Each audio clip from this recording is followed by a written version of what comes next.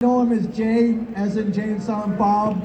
You may know him from Twitch as one of the biggest Twitch streamers out there. He's also written and directed, and huge social media following, and he's just one of the best characters that I know. Ladies and gentlemen, all the way from Los Angeles, California, by way of New Jersey, welcome, Jason Mewes! Fuck yes! Oh, there's kids here, aren't there? I always forget at the cons I gotta watch my mouth. As much as I can, anyway. They're from Anchorage, you're good. You're okay, dude. Yeah, have a seat. I don't know, I don't think I want to sit down, but I might for a minute. You have to sit down. Getting old now, man. 50. Fucking 50 years old. It's crazy. Do you feel old? Sometimes. I think when I fly and travel a bunch, you know, sitting on the planes, sleeping on like different beds at different hotels, being in cars. Especially when Kevin Smith and I just did a tour called the Oral Set Tour. And we drove, S-E-C-T instead of sex. Yeah, like a religious sect. Yeah, so, and we drove, like we went to, I forget where we started, but we did a show one night, and then we woke up early morning, drove 4 hours.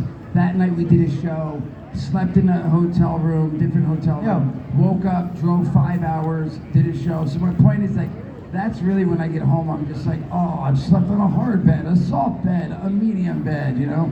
Oh, it's like the Bears? Like I felt like the Bears, yes, definitely, and shit. That Kevin's porridge is too soft.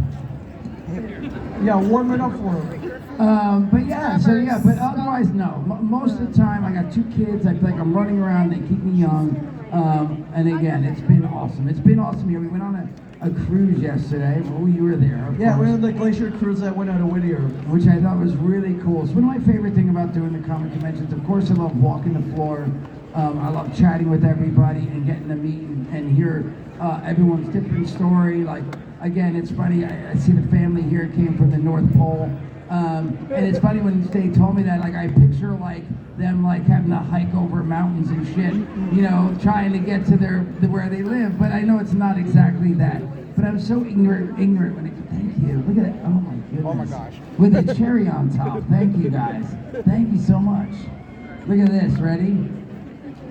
Yeah. Free show, everybody. Free show.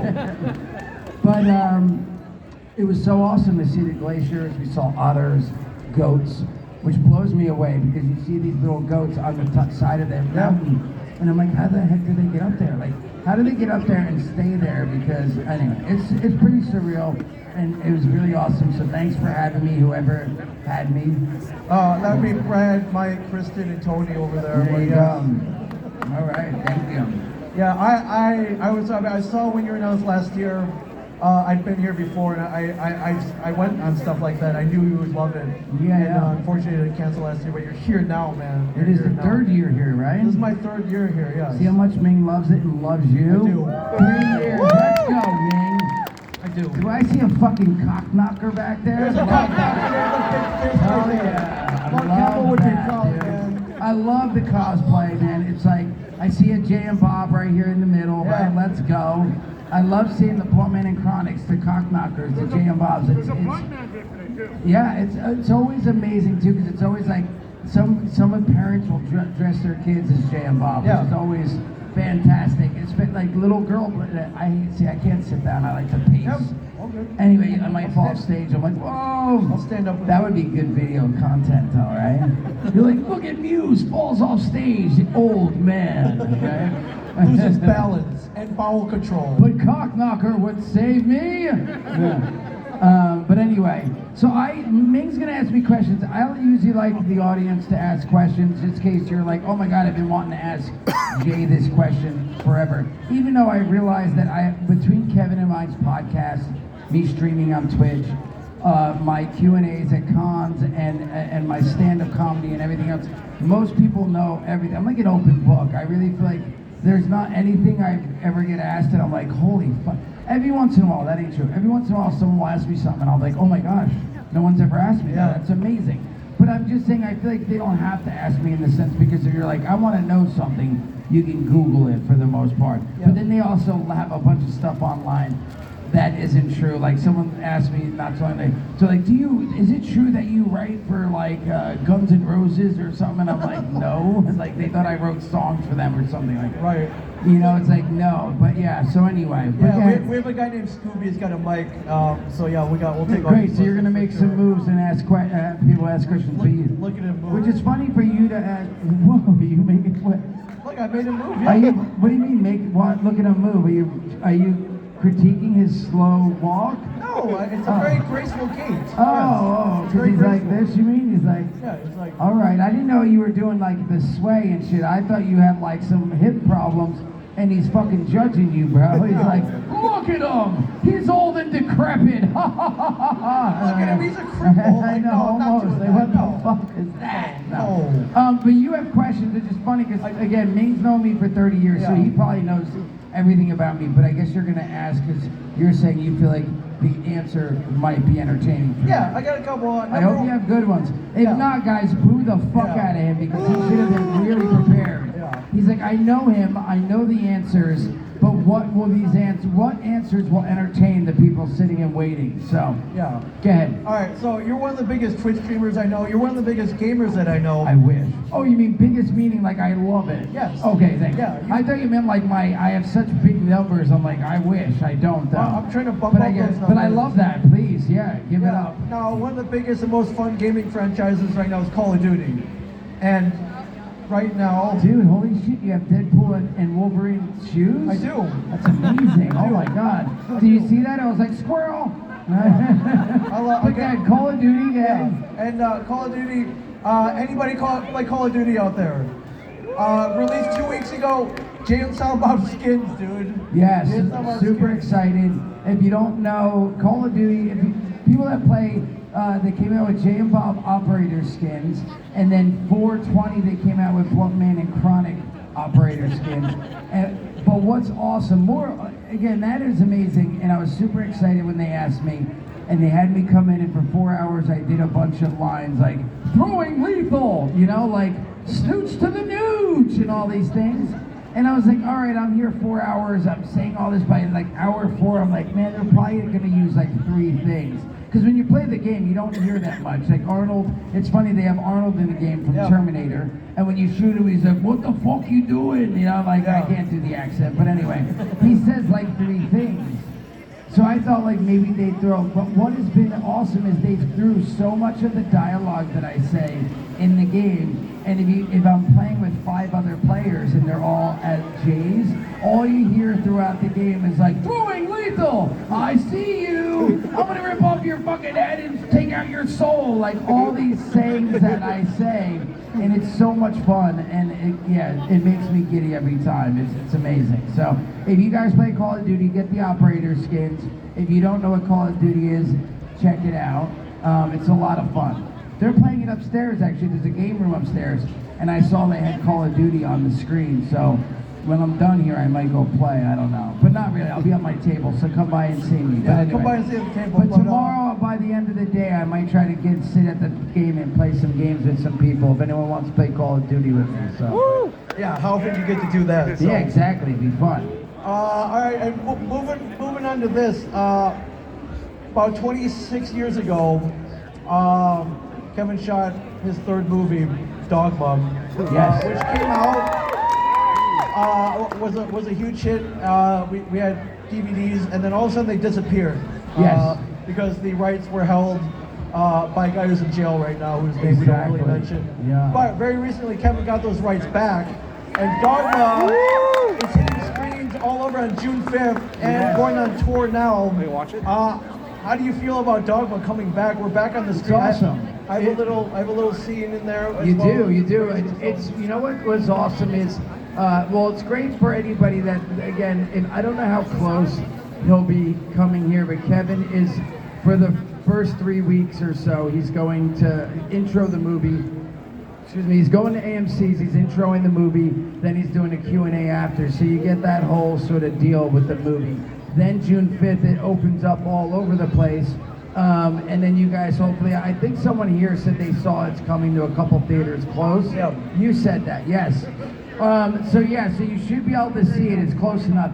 But but I got to go to the Grove. The Grove in LA is the first place it opened. Last Sunday. Yeah, and Kevin introed it, and then he did a Q&A. I didn't stay for the whole thing because, again, my wife was at home with the kids by herself. She's like, stay for a little bit, and then please come home and help me put them to sleep. Because my wife said this morning, my son, he's 2 years old, woke up at 4 in the morning and was like, Poppy, where's my Poppy? He's like obsessed with me, which is great, but he's like really upset that I'm gone. But my point is, I started to watch the first half hour of the movie, and it was so cool, even for me, because I haven't watched it since the premiere in 1999. Like we had the premiere in New York, and we did the red carpet and all that, and I watched the movie. But I haven't seen it since then, and even then I didn't really watch the whole thing because, of course, while I was there was when I was still drinking. So like they were like, there's an after party. I like left early so I didn't get stuck in traffic and got to the party in time and could start drinking. So I didn't even finish the movie, but I started watching the movie, and it's so cool to see on the big screen. Yeah. And they've remastered it and all of that. So definitely go see it if you like the movie and you can go see it in the theater. Go check it out. Dogma, June 5th. Yeah, I just thought I'd never see the day where it'd be back on screens. I know, it's crazy. And I'm hoping this is going to push it. If it does well, I feel like it'll really open the door to hopefully do a Dogma 2. That would be the dream, for sure. That would be awesome, yeah. Maybe you can get a bigger part. You'd be like, Kevin, I had this much of a part. This time I want to be like a main character. So you'll take over Ben's part. Yeah, I'll be You're Ben. like the new angel and shit. And Ming the angel and shit. Like, come on! You have to shoot off my wings again. And Fuck yes, I like it. Kevin owes me no favors. He put me on TV for 7 years. True. And he put me in a scene in Dogma where I get to watch Selma Hayek take her clothes off. Oh, The yeah. man owes me nothing. So I don't think he owes you, but it would be awesome to see you. It would be awesome. You've been going to comedy clubs a lot, telling something called amusing stories. Yes. 2 shows a night, taking over comedy clubs all over the world, really. What inspired this? Because I remember there was a time where you were afraid to just get on stage, and now you're true. still at a comedy club. Well, yeah. So now, and then the new show is I just started a new tour this year. It's called Diary of a Man-Child. But yeah, you know what happened is Kevin and I were touring for like 8 years. I don't know if anyone ever got to listen or see Jay and Silent Bob Get Old. Right? We toured with that for about 8-9 years. It was so much fun, but there was a couple of the last shows that we had on the schedule. Kevin had an emergency, couldn't go, so I did the show at the theaters by myself. Yeah. And so the person that ran that, like not too long after, was like, yo, Jay did such a great job by himself. Like, would he want to come to Zanies in Phoenix and do a couple shows there? And I was like, of course, let me try it out. So I went and did my own show. Yeah. I really dug it. And then from there, he's like, I have another club in Detroit. Will he go there? And I went to that one. And it just started like snowballing from that. But yes, if he's talking about many years ago, if you watch some of Kevin's Q&As, they're on DVD. It's called Evening with Kevin Smith. Kevin would bring me up on stage, and everyone would be like, yay, and I'd be like, hey, what's up, everybody? And then Kevin would be like, you have any questions for Jason? And then like I would like freeze up and stuff. But I know the big part of that, oh, little kid, I'm up here talking. No, I'm kidding. You know, like I'd get up stage and Kevin would talk. Someone would ask him a question, and he would literally talk for like an hour, answering that one question. And I would find myself getting like engrossed in his answer and be like listening, and then all of a sudden he would be like, all right, anyone else have another question? And they'd ask him another one. He'd talk for another 20 minutes. And then someone else would ask him another one. And then finally someone would be like, this one's for Jason. I'd be like, huh? You know, but I would be so like listening to him and be like, it would be like an hour later that it would make me super nervous, and I'd give like really quick answers. They'd be like, what's your favorite movie? I'd be like, Mallrats. You know, they'd be like, okay, why? And I'd be like, cuz, you know, like, yeah. But so I did that for years, and that's what Ming was saying in the beginning. In the beginning of me getting on stage, and us doing it. But then I did Get Old so long, I got more comfortable doing it with Kevin. And then I did it a couple times by myself, and I was like, oh, I can do this. But yeah, that's mainly what I've been doing. More than anything, I've been going around, like after I leave here, I've been doing like 4 or 5 of these cons a year the last couple of years, but I've mainly been like going to different cities for like Thursday, Friday, Saturday, performing at different comedy clubs and stuff like that. I go to Florida next weekend. I go to Tampa and Naples, and I'm doing a bunch of comedy shows there. So check out my website, is jmuse.com. You can find out where I'm going to be. Maybe I'll be somewhere you guys can make it to. If not, you can follow me on Twitch. Like I said, you can come play video games with me on Twitch. I open up boxes, people send me stuff, and it's been fun. I've been digging it. But that's mainly is me at home a couple hours a day streaming, and then on weekends doing the stand-up comedy bits and stuff. And hopefully, if all goes as planned, we were supposed to start shooting like July, August. We were supposed to start shooting a new Jay and Bob movie called Store Wars. It sort of fell through, but things are looking up again. So keep your eyes peeled. I'm sure we'll announce when it's 100%. Hopefully the next movie you guys will see, besides Dogma, that's in theaters and you've probably already seen it, hopefully. It's time. We need Jay and Bob back, man. Jay and Bob Store Wars. We need it back. With the comic, you ever thought about shooting your own special? Like, maybe something that would go on like Netflix? We've talked about it, yeah, because I know. I think it'd be awesome. I've been wanting to do it. Maybe at first do like a smaller version of it, throw it up on YouTube and see how it goes and stuff. But again, it's there's been some talks and ideas and stuff, but we'll see. Nothing's set in stone yet, though. Awesome. All right, Scooby, where are you? Who's got a question? Throw your hand up. All right. Where are you? All right, Scooby's right over here. We're going to start off on the front row here. Your question. I'm a big fan. How was it working with Jack Osborne on Jack Osborne, yes. Yeah, the scary stuff. Yes, Yeah. So anyone's wondering, what she asked is, so I got to do, it was really awesome, a while back, Jack Osborne called me up, he's like, bro, how do you feel about Sasquatches, Bigfoots?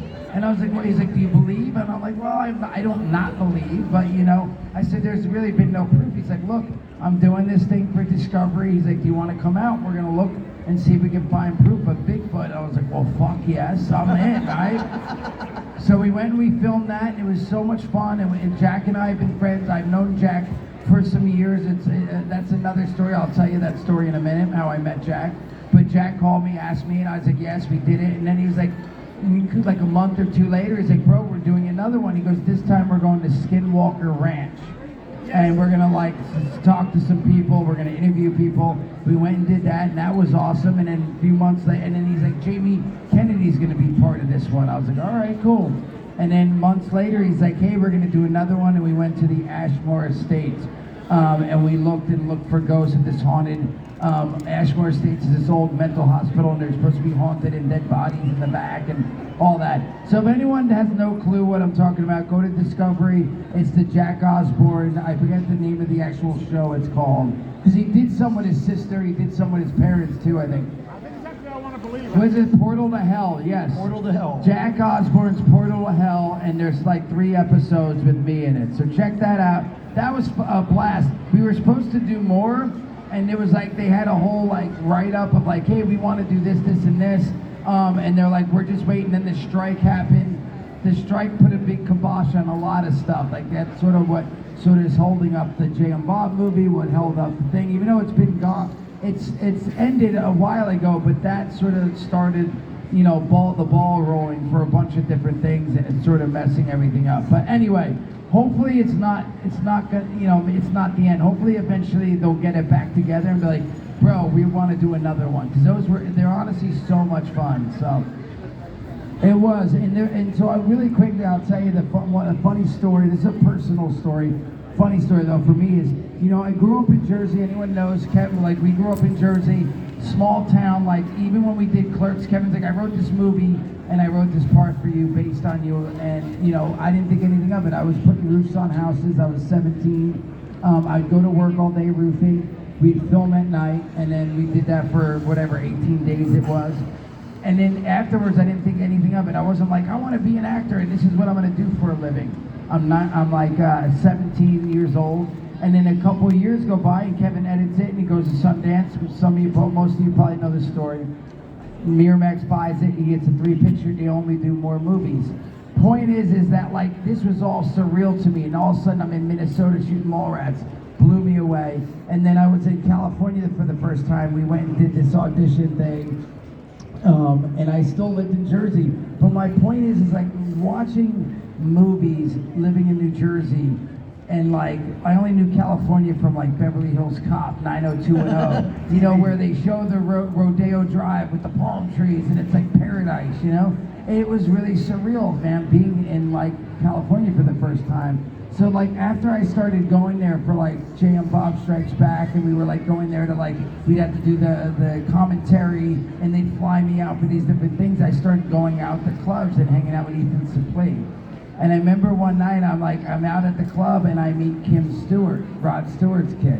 And her and I are chatting, and she's like, hey, I'm gonna go pick up some friends and shit. We're gonna go to another bar. It's open till 4 in the morning. And I went out with them and I'm drinking and all that. And all of a sudden I like get all drunk and I pass out. I wake up the next morning, I'm in a car. They're like, we're driving you home. Like, where hotel you staying at? And all of a sudden, like, I come out of this foggy, hungover, like brain's foggy, and I look up, and no lie, I'm in the car with Jack Osborne, which is Ozzy's kid, Rod Stewart's kid, Kim Stewart, and next to me is Nicole Richie, Lionel Richie's kid. And I'm like, what the fuck is going on right now? Right? LA, man. LA. This is fucking crazy. Because again, my mom listened to Lionel Richie, and I remember driving the station wagon with my mom listening to Lionel Richie and fucking Rod Stewart. Yeah. And my brother loved Black Sabbath and Ozzy. He's 8 years older than I am and shit. So I'm just saying, it was so surreal for me, again, like this boy from Jersey, sitting in a car with fucking like these 3 kids, and I'm just like, this is nuts. And they dropped me off, and that's that. But that's when I first met Jack, is the point. Years later, I wind up moving in. I moved to LA, and I'm sober, and I've been sober, and I'm in a house with like 4 dudes I met. And it's Andy Milonakis, Jack Osborne, no lie. And then my friend Mike and Matt, which you guys know, I have no idea. But yeah, at one point it was like 4 of us, and it was so weird. So I'm like, all right, I live in a house with Jack Osborne. And you guys know who Andy Milonakis is? Yeah, the Andy Milonakis right? show, man. Yeah. It's my show, I'm Andy Milonakis. It's my show, I'm Andy Milonakis. Anyway. So that's a little personal story I wanted to tell you, but thank you for that question. Great question. You right there, young man. Yeah, where we? I know Scooby's not there at the mic, but scream it out, son. Yes. So when you did that movie about the paramedic who meets the vampire chick, Bitten, yes. did you have to be talked into to do the full Monty, or? The full Monty? No, I didn't do the full. That was Zach and Miri Make a Porno, where I showed my penis. Yeah. Come on, bro. Is it not that memorable? You don't remember the movie? Shit. Thanks a lot. Bye. You think that would be that? You would think that'd be stuck in that brain, bro? Oh, it's Not stuck just in kidding. that brain. Zach and Miri Make a Porno. I come out of the back room. Seth Rogen's talking to Elizabeth Banks. He's all serious. He's like, I love you, I'm sorry. And she's crying. It's like a real serious moment.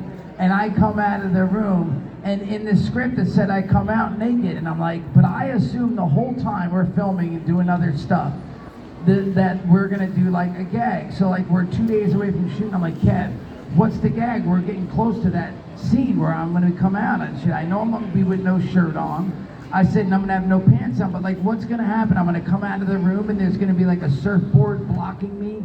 You know, like there's always a gag in a movie, a surfboard, a bowl of fruit, a vase with flowers, always blocking the person's private parts. So I thought we were going to do a gag like that. So I'm like, what's the gag going to be? Like, what's going to happen? He's like, bro, I've been really thinking about it. And I think you should just come out butt naked. And I'm like, whoa. I was like, I don't think I can do that, bro. He's like, what do you mean you can't do that? I'm like, I can't be showing my balls and penis and shit, right?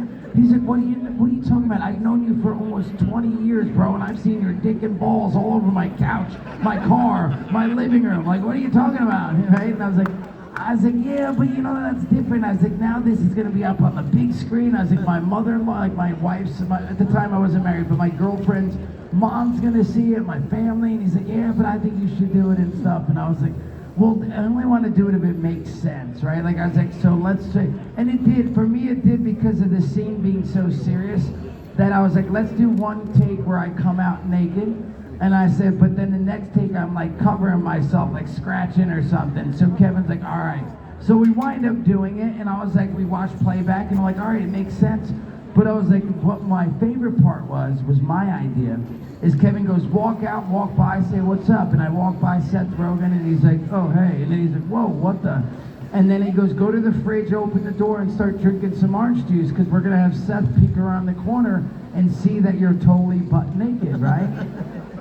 So I was like, all right, so I do that and shit, and then I'm sitting there, and I can tell the camera's on my back, butt naked, and I know Seth's peeking around, and I, like, there's, when the camera's there, it's like the camera operator, the focus puller, and then there's like Kevin behind the monitor watching to make sure everything's in focus and stuff, the script supervisor to make sure that there's not like an orange one take, and then there's no orange, on the table or whatever. So I know there's all these people watching, and I'm like, oh my God. So I'm like, oh fuck, I'm drinking the orange juice. I can feel all the eyeballs on me, and I go, I know what I'm gonna do. I drop the orange juice cap on purpose. And I'm like, uh-oh. And I'm waiting for some laughs or something, and all of a sudden I hear, cut! And I go, what the fuck, bro? Why'd you cut? That shit was genius. I said, you're just mad, Kevin, because you didn't think of that, right? And he goes, bro, you're right. That shit was genius, but it was too dark to see, so I'm going to have the lighting guy put the lighting up. And I was like, fuck yes! And then you see the light shining through. You can see the silhouette of my three-piece set and everything, right? So... But yeah, it did take a little bit of coaxing, because again, my family's gonna see it and all that, and I was a little weary about it, but I was like, I'll just warn everyone. So I remember I was in the theater with my girlfriend, and at the time, she's my wife still, we've been together 19 years now. Thank you. And 2 kids.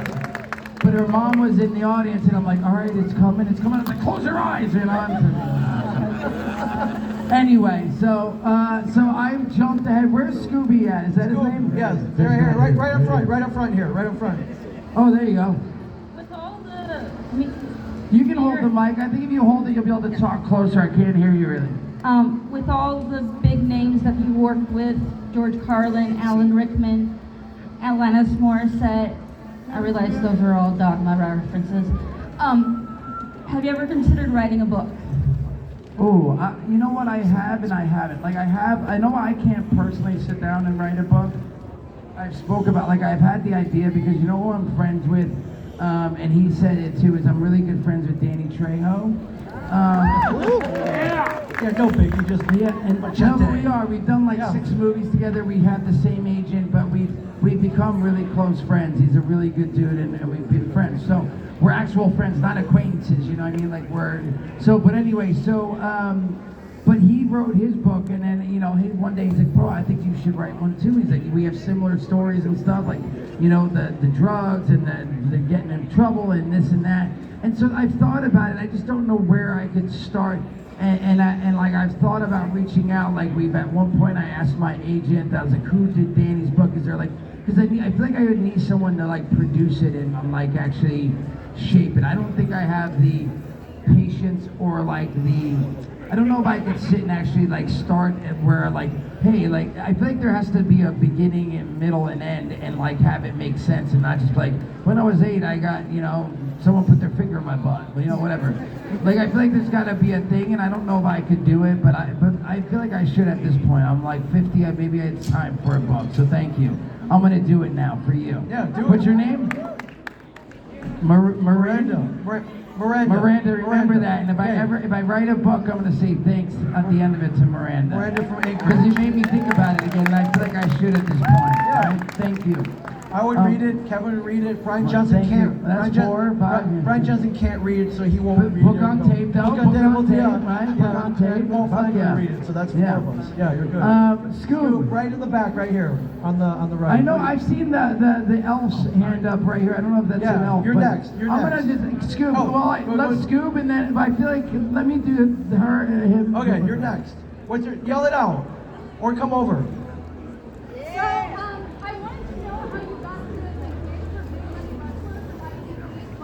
Thanks. Oh crap! We can do you next though. I don't know if Scoop. So I did a movie. It's awesome. You're like the 3rd person here who've asked.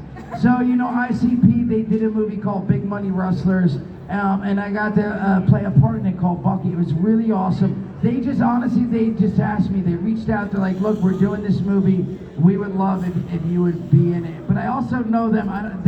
See, again, the difference is they're not, I wouldn't say they're friends, but they're acquaintances. I've seen them many times. Like I've intro at a couple cons. They used to do this con called Rock and Shock. And I've introed them like, hey, welcome to the stage. So I've spent some time with them, and I think they reached out and was like, hey, we're doing this movie, we've been doing these movies, and we want you to be in one of them. I was like, I'll do it. And then when that came about, they reached out and was like, hey, will you do this? And they're like, you get to play a cowboy. And I was like, fuck yes. Right? And so, yeah, man, it's the only time I've ever got to wear squibs, and like, we got to wear six. It was really cool, too. It was like shot in this old town that's like, it's like an old west